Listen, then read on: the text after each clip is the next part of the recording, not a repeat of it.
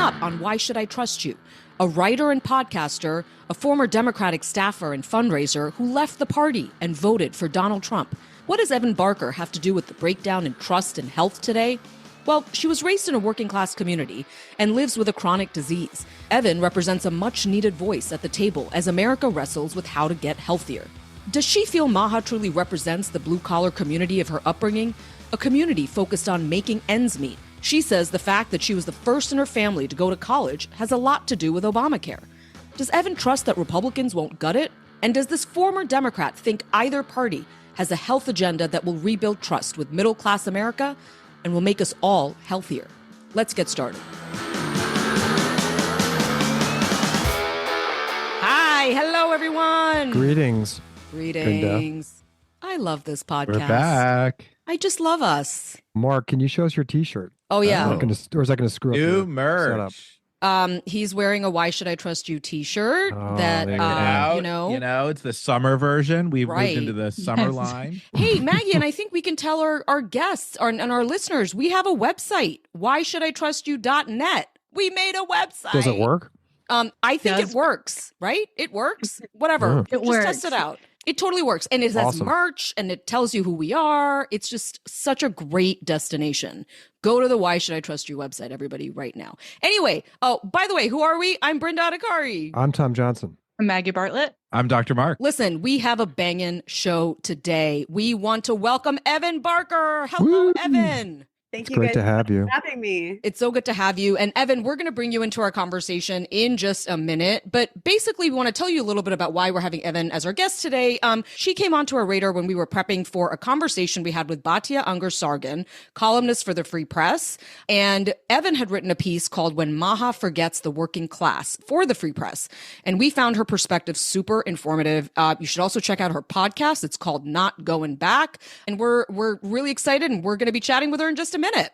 Yeah, Evan, it's great to have you. We're really taken by your backstory, and we've talked a little bit about it in the top of the podcast, but we want to kind of just walk through with you and learn more about you as we sort of open up the conversation more about how we kind of solve some of our bigger problems and where America's kind of missing people in that march towards solutions for health.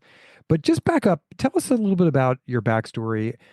We know you were born in Missouri, raised by a single parent. Yeah, and thank you guys so much for having me on again. And shout out to Batya. She was actually the first person that published my writing. I don't know if you guys knew that. Yeah, at Newsweek.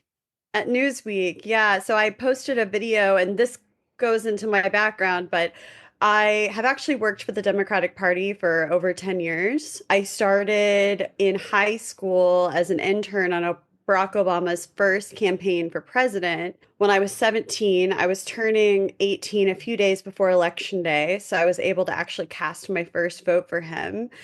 And I started out on his campaign because I was born with a rare genetic lung disease similar to cystic fibrosis called primary ciliary dyskinesia. And as a child, I grew up in a working class, sometimes middle class, depending on the situation, sort of background.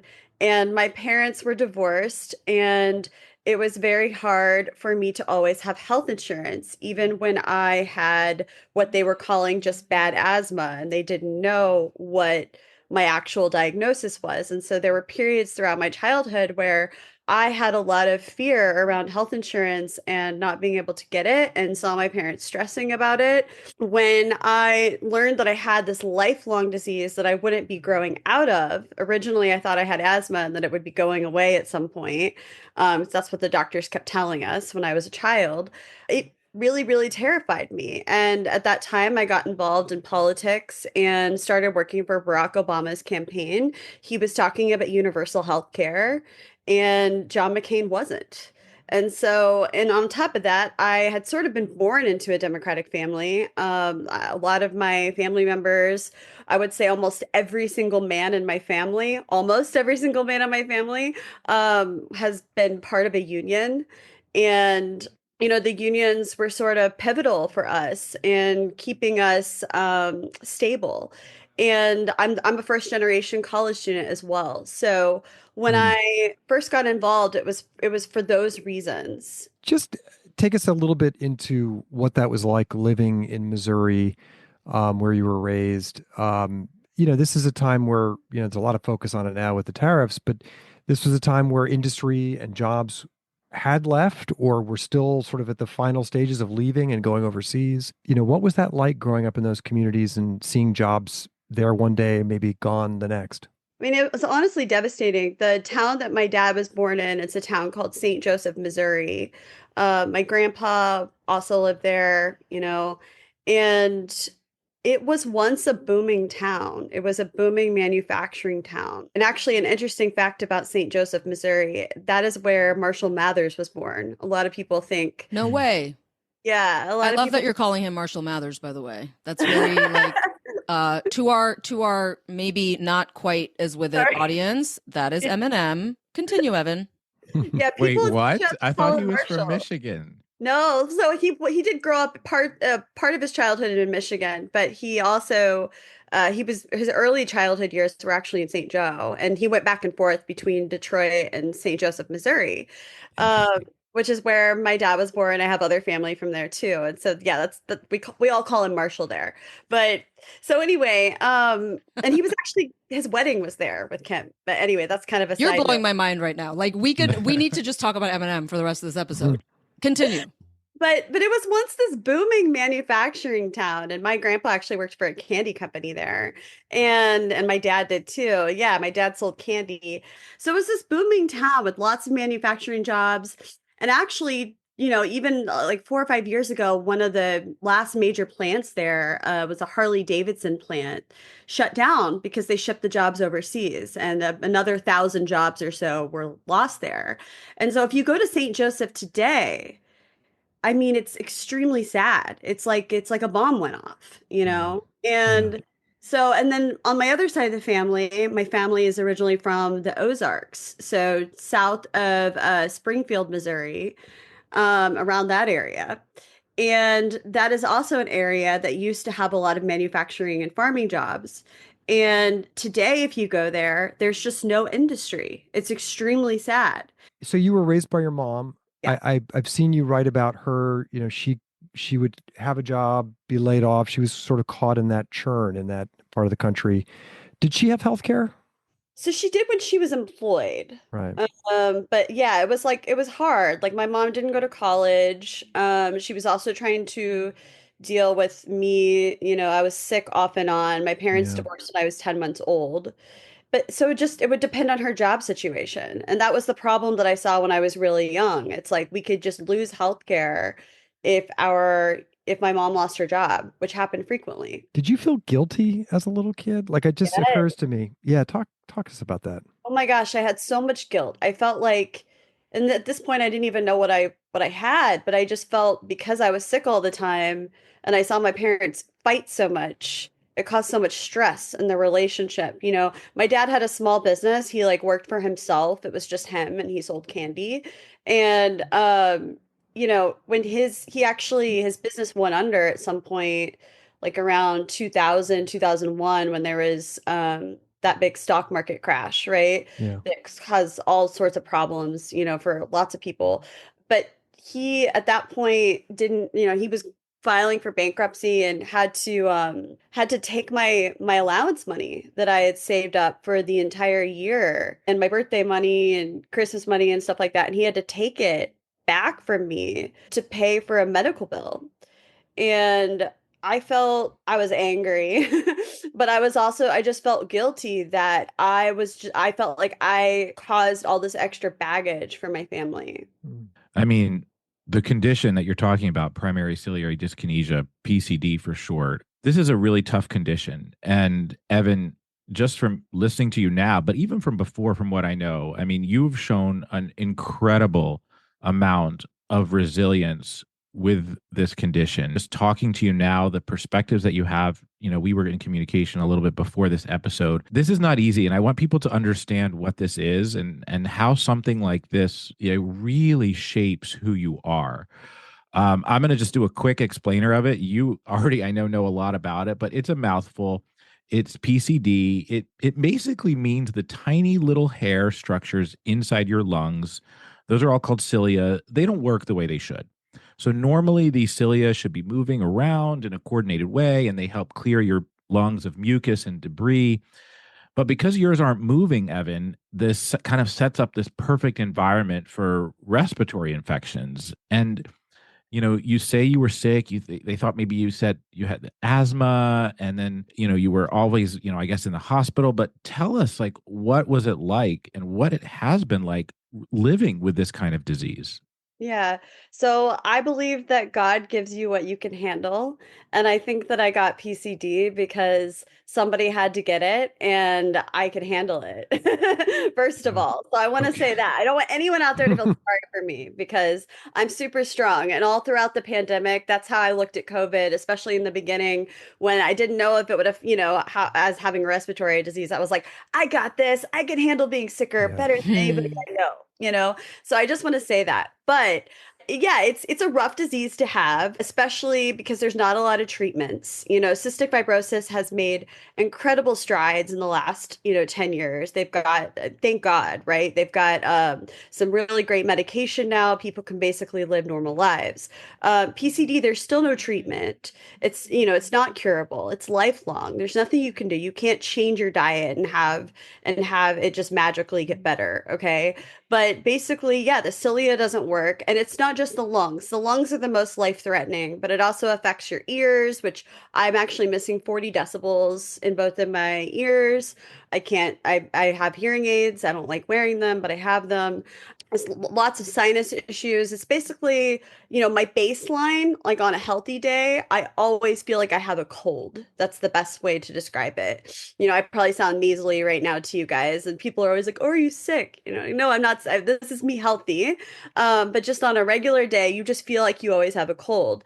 With PCD, it is a progressive illness, meaning it gets worse as you age. It's sort of a spectrum disease. Like Yeah. some people are pretty mild with it, which I think is, but when it was more poorly understood, when there wasn't as much research, the way that it was presented to my parents when I was diagnosed is they were like, "Oh, this is much better than having CF. This is great." It's Yeah. not great, but it's not cystic fibrosis. But actually, there's been like some pretty recent studies that shown that depending on what mutation you have, you can be much sicker than somebody with Yeah, cystic there's fibrosis. a lot of mutations that cause this, but I mean, you said it feels like a cold, but sometimes it's more than a cold. I mean, you've had pneumonia, you've been hospitalized. Tell us a little about that. Yeah, I've had pneumonia over 25 times, Mm. probably. I've been hospitalized more than 25 times. I don't really know at this point. It's just become like a way of life. I've had maybe like 5 to 7 surgeries in the last 4 or 5 years.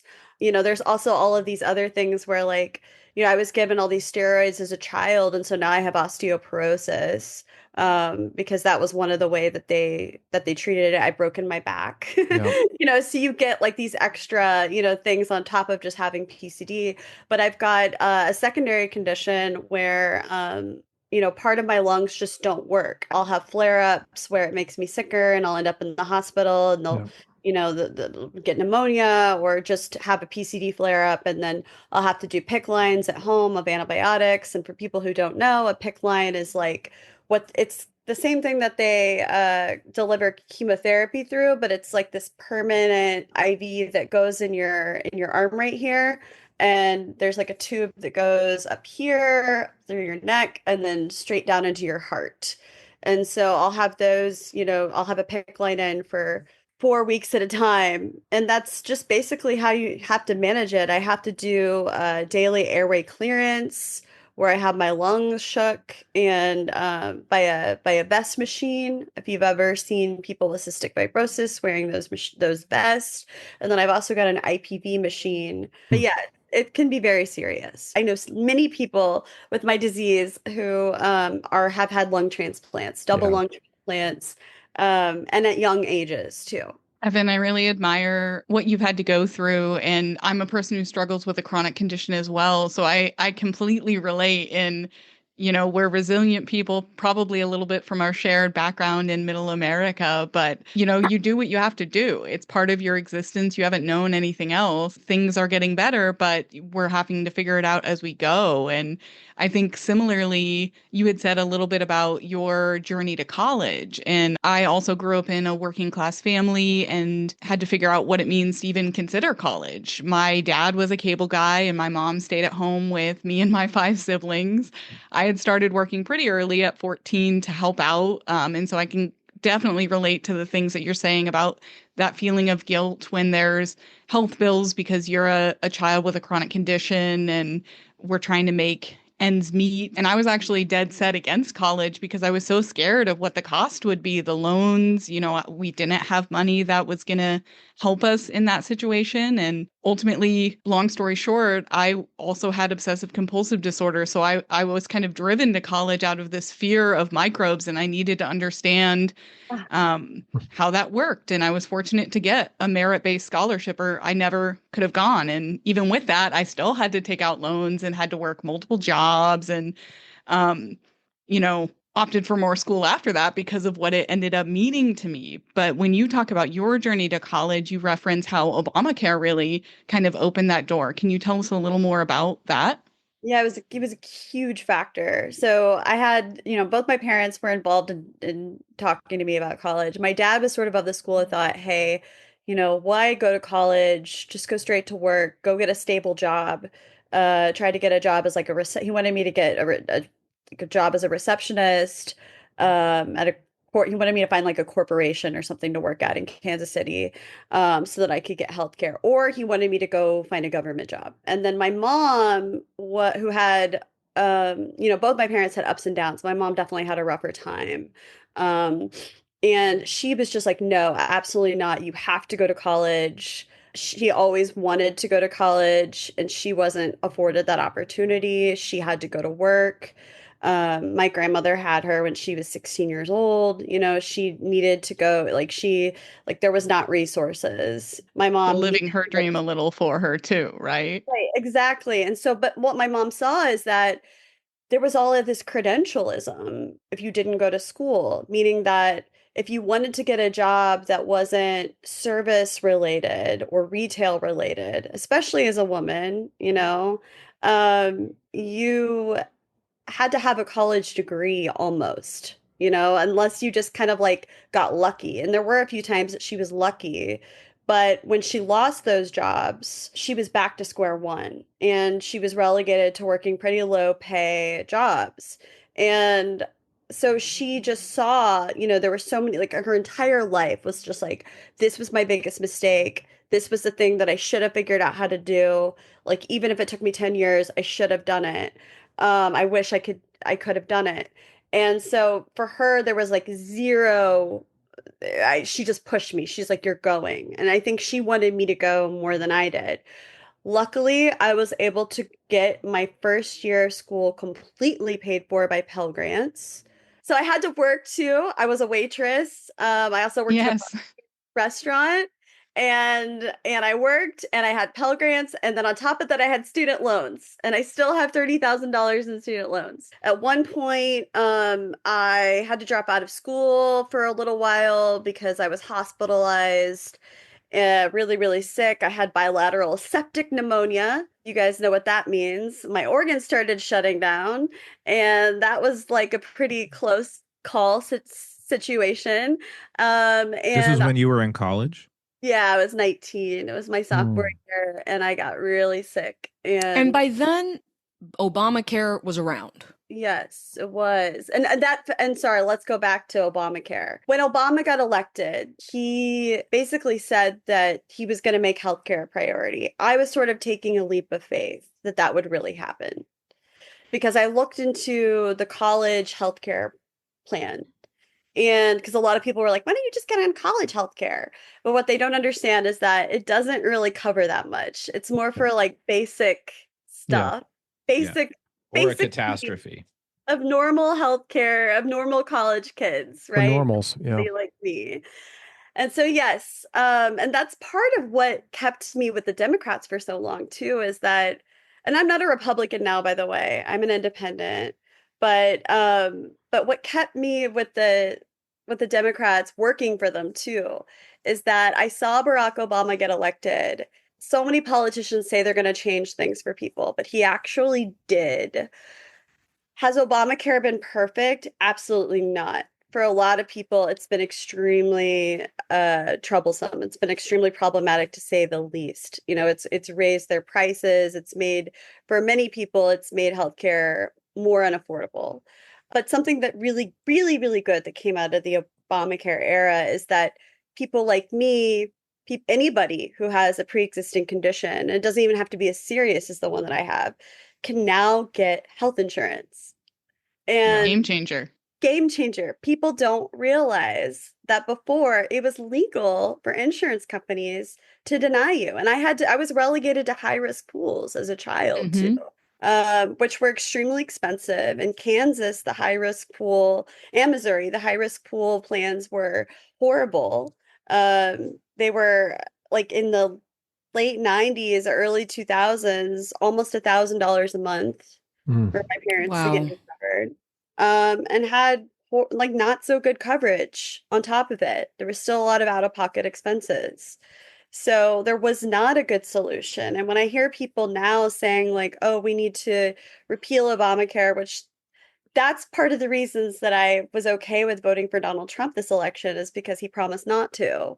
And I still believe that they're not going to. Yeah. So look, Evan, I think there are so many more things we want to dig into. We want to take a quick break. And when we come back, we want to talk to Evan about her journey to voting for President Trump and also her thoughts on the Make America Healthy Again movement. We'll be right back.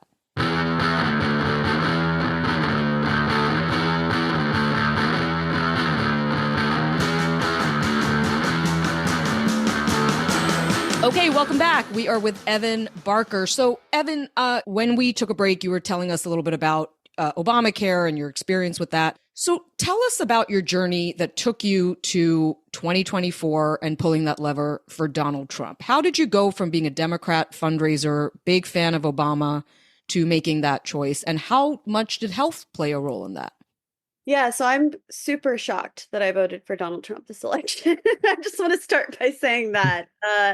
In 2016, when the Republicans, and I've never shared this before, when the Republicans were trying to overthrow the ACA, I went as a way to deal with my extreme fears around that. I got a tattoo of my genetic mutation on my back right over You did? I did because I was like, this is how I'm going to deal with this scary thing. I'm going to get my first tattoo. Wow. Such like a 24-year-old move, right? But I don't regret it. I don't regret it. That's pretty badass. Yeah, and it's an extremely unique tattoo because not that many people have that mutation. But so yeah, I'm extremely surprised that I did.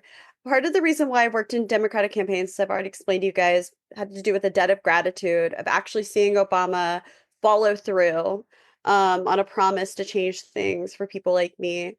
But also, it became my professional experience. Like, it became, I did finish school, I got a degree in writing, English, and literature, but it became my main professional experience. And there were times, especially, I think in 2016-ish, 2017, when I first got into the fundraising part of campaigns, I started out as a field organizer, that I felt a little disillusioned by some of the Democrats that I was working for. I worked for a lot of sort of like mainstream, more corporate-y type Democrats, and I would hear them kind of like trash people like Bernie Sanders. I started to get disillusioned by some of these Democrats that I was fundraising for. And if you want a fast track to feeling disillusioned by politics in general, work in campaign fundraising. On either side, Republican or Democrat, because you're going to see how it really works from the inside. And that's what I saw. And I wasn't a donor, I was a staffer and basically identified and helped candidates target rich people to reach out to and to speak with and helped organize fundraisers. So that was a very interesting juxtaposition for me as somebody that is originally from the middle of the country who came from a working class family, first person or first generation college student, to then go to and do fundraisers with some of the most wealthy, connected donors in the Democratic Party and to see that side of things. It very much disillusioned me. I got a front row ticket to the snobbery and the elitism that is the Democratic Party nowadays. I thought at some point in around 2018, I decided to stop working for these corporate Democrats and I started working for progressives. I became even more disillusioned because I was like, oh my God, even the progressive candidates are completely out of touch, maybe even more so in some ways, despite wanting a lot of good things for working people, and are still calling and begging the same donors and the same rich people.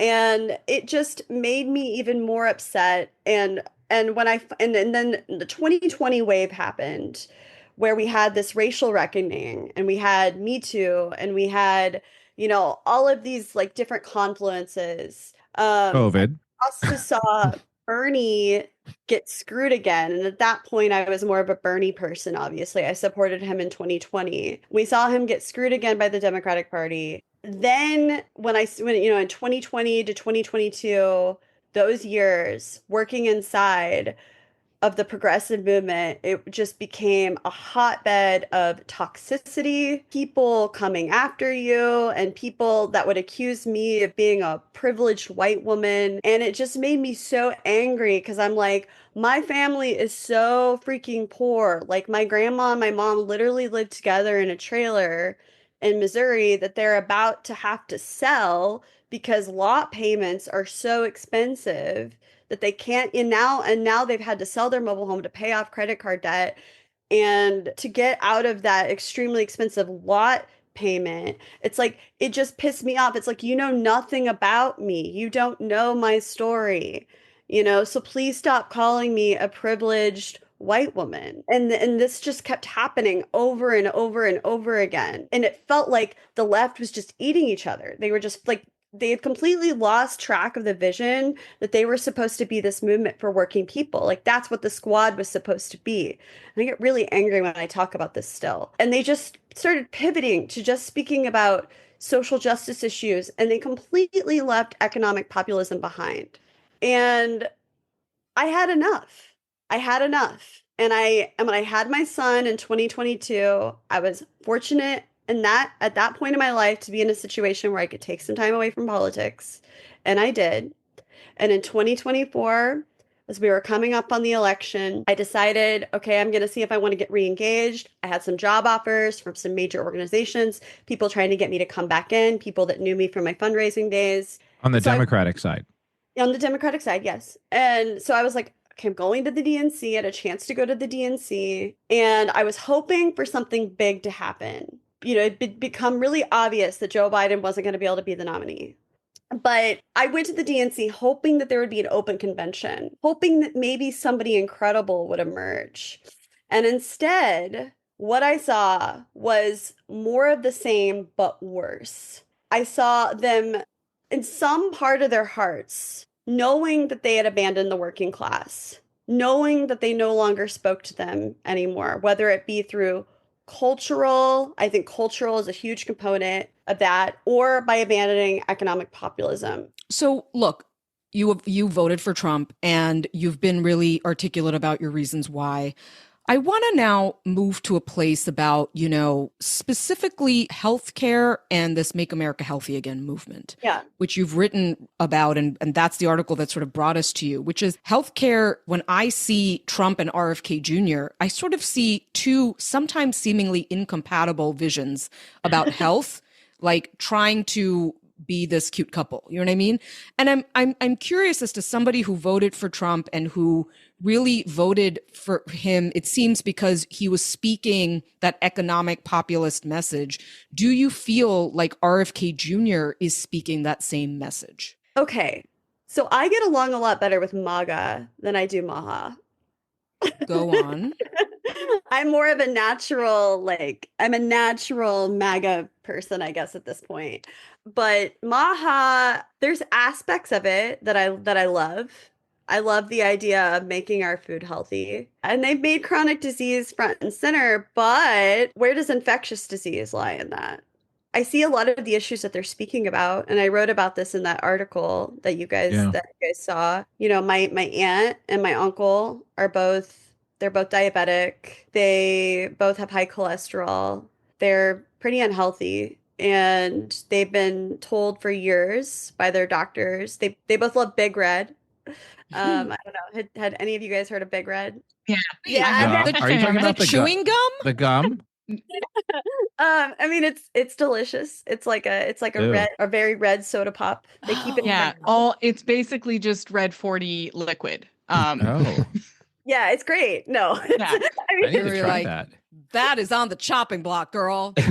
I like that they want to make food healthy, but at the same time, I find myself feeling when I'm around some MAHA people like I'm back in those rooms with Democratic donors again. Why is that? Because I think a lot of the people that make up and I don't want to totally trash them, you know, and like that's not there's actually a lot of people that I've met through this whole experience that support RFK. And there's aspects of RFK's platform that I loved, by the way, like his anti-corporate message, wanting to take on big pharma. He's got some solid messaging, like the corporate capture of this country. You know, I think that's really great. But I think that just when it comes to some of the ideas around, you know, like let's completely forfeit studying infectious disease. I think he said that for only studying chronic disease. And like I said, I see what he's talking about. Like I've got family members that are sick because of their diets and because of their lifestyle. But I think what a lot of people don't realize, and I've gotten a lot of heat about this online, but it's just the truth. It's like my aunt and uncle that are really sick, they are working class people, you know. My uncle is in the laborers union. They're both of their kids still live with them. They're much older. They're like 20 in their 20s and 30s because the cost of living is very expensive. And my cousin works at Walmart and they live in what's called like a food desert, basically, where Yeah. they don't have tons of healthy options around them. Like truly, if you go to the town that they live in Missouri, like everything is fast food that's quick and convenient. Like there's not anywhere to go to get like a healthy, like organic meal. The grocery stores that are there, like there's no organic grocery stores in their town. Like they would have to drive an hour round trip to go to a Whole Foods or something. I mean, And the cost is also prohibitive, and the I cost imagine. exactly. Like it's insane. And so I just think that there's, you know, I went and saw what inspired my article that you guys read is that I was lucky enough that I got to go to President Trump's inauguration. Um, very, very cool. Never went to I invited to Obama's inauguration, but could not afford it, so did not go. But this time I got to go, and it was so super cool. But I got invited to a talk there by the Free Press by Barry Weiss was doing a talk with some leaders of the MAHA movement, and I heard that. Yeah. yeah, they invited me because I had written that article. And one of the things that one of the women on the panel said was when she was really stressed out, she was on all these different medications. She was really stressed out from her job. She's put on all these different medications. She was eating horribly. And she's like, not at any point did my doctor say to me, well, why don't you just quit your job? I was sitting there in the audience and I'm like, quit your job? Yeah. Like, what the hell? Who can do if that? you gave Yeah. my mother the advice, if you're stressed out, you just need to quit your job, or my uncle, like that is not an option for them. And so when I say that I feel like sometimes I'm back in these elite spaces in the Democratic Party, I think because many of these people were former elite Democrats. Yeah. That have now sort of like shifted over because Trump is so good at coalition building, which like, and the Democrats are so terrible at coalition building with anyone that doesn't fit perfectly within their worldview. Sure. Evan, Right. on that point, though, like I think we all agree with you. There's a lot of great ideas that are churning around MAHA and it's stuff that the medical community's like wanted and advocated for years. And now there's suddenly a new surge of energy for a lot of these things. I think another way to look at MAHA is that it feels sort of wealthy and healthy, and you're somebody who's got real skin in this game, right? You're not healthy. You don't come from wealth. Do you trust them more, or at the end of the day, do you trust MAGA more to actually lead us to a healthier place? MAGA times 1,000. Why?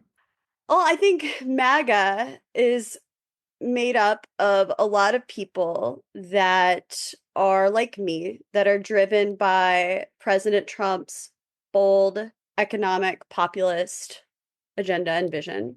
And they are people like me that also have skin in the game. That, when part of the reason I would never vote Republican in the past is because I didn't trust them to preserve healthcare. And I think seeing President Trump come out over this last campaign cycle and say that he was influenced by old school Republican type people to try to roll back some of the social safety net that we had with Obamacare, and that he wouldn't do that this time, I believe him because I think he knows who his base is. And so, I was surprised because I had spent, outside of my family, I had spent a lot of my time speaking to people only in leftist spaces.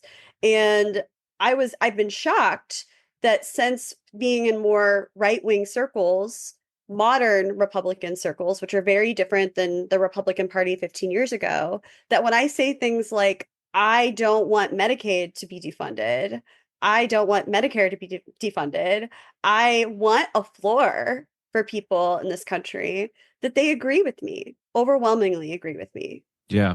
Just your regular rank and file MAGA people. Yeah. With me. I don't trust everybody in the Republican Party. Like, I don't trust a lot of the Republican politicians, but I do trust Trump on this issue because I think that he understands the people who elected him and he knows who elected him. You think Trump will hold the line? Yes. On potential cuts to things like Medicaid expansion, which is part of Obamacare. You think Trump, in the end of the day, is going to say, no, we don't cut that? Because, if you guys look at even like Steve Bannon, he was talking about this recently. He was like, oh, like the Republicans are trying to roll back Medicaid here. And I wrote another article about that because I was worried when I saw some of the comments from Speaker Johnson. I was like, oh my God, I really hope they don't do this. This is going to be really bad. Like, if they want to fragment their working class base, roll back Medicaid. If you don't want to keep your working class voters beyond Donald Trump, which you're going to need to be able, because he's not going to be on the ballot next time, like, you're going to need them to still believe in you. Like, they trust Trump. It doesn't mean that they trust you, Speaker Johnson.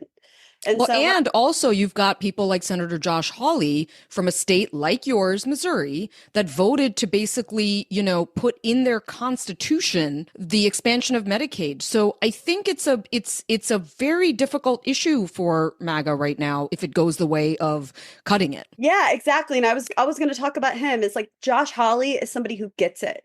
He 100% gets it because he is the senator of Missouri, and Missouri is not, it's unique, but it's not that unique. When I talk to liberals out here who are like, why do these working class people in the middle of the country keep voting against their interest? And I'm like, they don't really vote against their interests. They just vote against Democrats because you guys are so off-putting.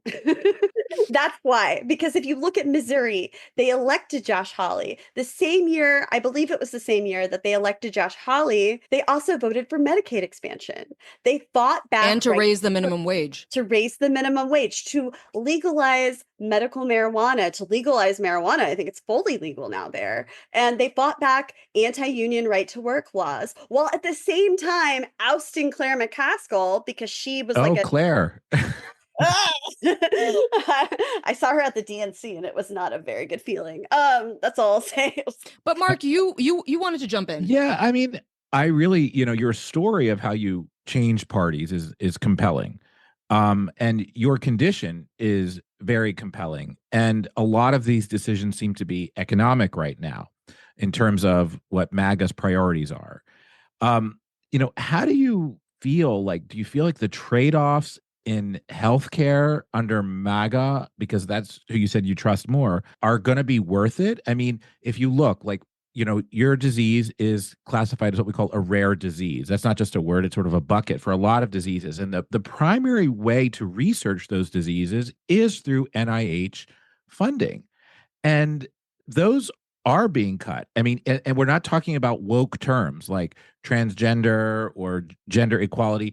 We're talking about a lot of, funding was cut just on, for example, administrative costs to conduct research across the board, including for a rare disease like, your condition. Do you think that that's worth it? Like, is that worth it for somebody like you living with this kind of chronic condition? Yeah, I mean, funding was reduced. I think it was like 15%, right, Mark? Something Yeah. like, which is significant. I mean, that's not insignificant. And I was actually diagnosed through an NIH funded study. Mm. And I'm currently enrolled in an NIH funded study to study my disease. So, yeah, I mean, I'm hoping that at the end it's worth it. It's been one of the most disappointing aspects for me.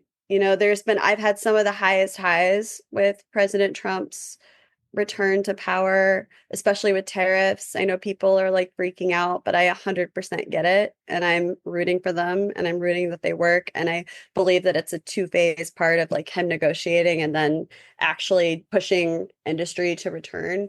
But I am hoping that it gets worked out. That is why I have to be a voice that at the same time is cheerleading the really good things that I see him doing for working class people, but at the same time criticizing when I see that they're not doing some things that are so good for people with rare diseases. And one of the arguments that I make to MAGA Republicans or independents that don't understand, that are like, well, why should we care about rare diseases? Okay, like why should we bother researching this? Like, why can't they find donors to do this themselves? One of the arguments and case points that I make is that people with rare diseases are and especially like a disease like PCD, like we are some of them, and actually to MAHA people as well. We cost the system so much money. Like we cost the medical system so much money, so much more. It's like, I don't know the exact figure, but it's probably like much higher than like you're just run of the mill, like standard person, right? Yeah, you're like the high risk pool you were talking We're the about. high risk pool. We're like elderly people, right? But pharmaceutical companies are not incentivized to study us the way that they are diabetes. But do you think, do you think it's dangerous though, that to just kind of like pass the torch to a MAGA agenda that is going to really impact what we're saying is the most important thing? On one hand, we're saying chronic disease is so important. We need to make America healthy again. You're passing the torch to this agenda that is in many ways, like you just said, hurting research, hurting our health. Like, how do you square that is your question? Right. So how I square it is like, am I happy about it? No. At the same time, anybody that you vote for, anybody that you elect, you're not going to agree with 100% of what they do. Like, you're just not. And so one of my biggest reasons that I voted for Donald Trump is because I've seen places like the Midwest hollowed out. I've seen it completely hollowed out. And like we were just talking about at the beginning with St. Joe. Okay. And for once we have an administration, which is why Sean Fain, who was an ardent Kamala Harris backer, president of the United Auto Workers, is praising his tariffs policies and is like saying like, I'm so happy that we finally have an administration period that is wanting to rectify the horrible trade policies that we've seen perpetuated in the last 40 years by both sides. So I'm cheerleading those things while at the same time criticizing and calling out other aspects of the administration that I don't like. And so to answer your question, it's like, is it worth it? I mean, I don't have a crystal ball. I can't tell you, but I do know that if I had voted, just because Trump is doing something or there are aspects of the MAGA movement that I don't agree with, it doesn't mean that I magically wish that I had voted for Kamala Harris. It doesn't mean that I magically wish that I hadn't voted for Donald Trump. Because there's never going to be any candidate that you agree with 100% of the time besides yourself. That's just something that I know from working with. I get it. I get it. I think, I've thought this so many times with somebody like Donald Trump and much of just the MAGA base, which is, I think you guys are pretty good at diagnosing problems. I'll be honest. I think you guys are good at saying that systems need to be really re-examined, and in this case, they're kind of blowing them up. But I think a lot of the diagnoses are not incorrect. I think the remedies, if I'm being honest, are really tricky. And when you're going to blow up the federal government and blow up cancer research and diabetes research and completely sort of stop these in their tracks. I mean, we're talking about people who are like enrolled in trials going in that day finding out. Like, that's just a shit show, in my opinion. Wrong. And it doesn't need to be a shit show. But here's one thing I'll say, and it's kind of a closing thought, and I would love for you to, I do think right now there's an opening for like populist health messaging in this country that neither party is really on top of. Because I think MAGA right now is all in on the economy. They're all in on kind of other stuff. You've got MAHA talking about healthcare, but in a chronic disease kind of way. And the Democrats don't seem to be, I don't know what they're talking about right now. But the point is that, like, do you agree that there really isn't a working class health message out there? I don't think MAGA's doing that either, Evan. No, I don't think so. I think they're just kind of leaving it to MAHA. And I think MAHA is like I already said to you, of the same ilk as a lot of the elite aspects of the Democratic Party that have driven away working class voters. So no, and that's very interesting. I mean, I plan to write more articles, actually. Did I just give you a pitch? I was actually kind of stewing on this, but yes, I really feel strongly about this. I feel like there is an unclaimed part of this population that people are just kind of leaving out to dry. Healthcare costs are out of control in this country. And people are saying, like, we are now paying more in healthcare than we did the previous years. And that's with Obamacare, right? And so again, it's just like, as we're in this moment to sort of realize that there are these moonshot solutions that we can get behind in this country. And this one, I think, is like, it is like an open pasture for this.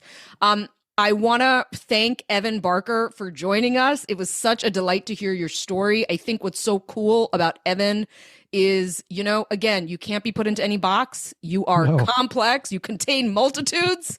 I really do appreciate the insight you bring.